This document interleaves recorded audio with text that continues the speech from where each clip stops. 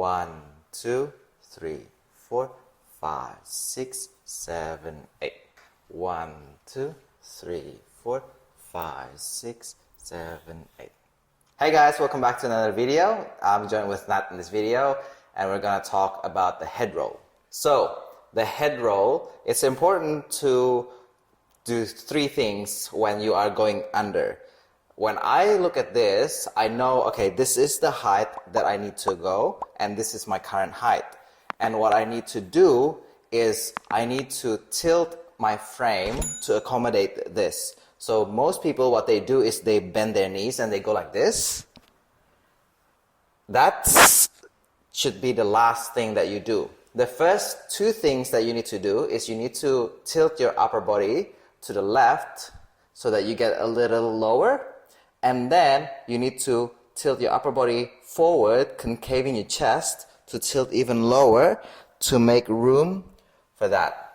And whoever is leading the head roll will lift their elbow a little bit up to accommodate that going under.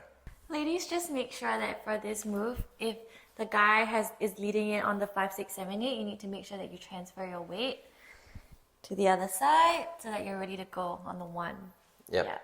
You don't want your weight to be in the middle. So I do see a lot of people doing this, where they put their weight in the middle, and then it's very clumsy because you'll be late to go on the 1. You won't be able to collect your feet in time. Yeah. So all the time when I'm leading it, my weight transfers as well. So I'm not just sitting here using my hands, but I'm also transferring my weight. So for example, here, my weight is on my left and she's on her right. I'll go to my right, go back to my left, go back to my right. So we're ready for the basic. Yeah. Let's show you from this side.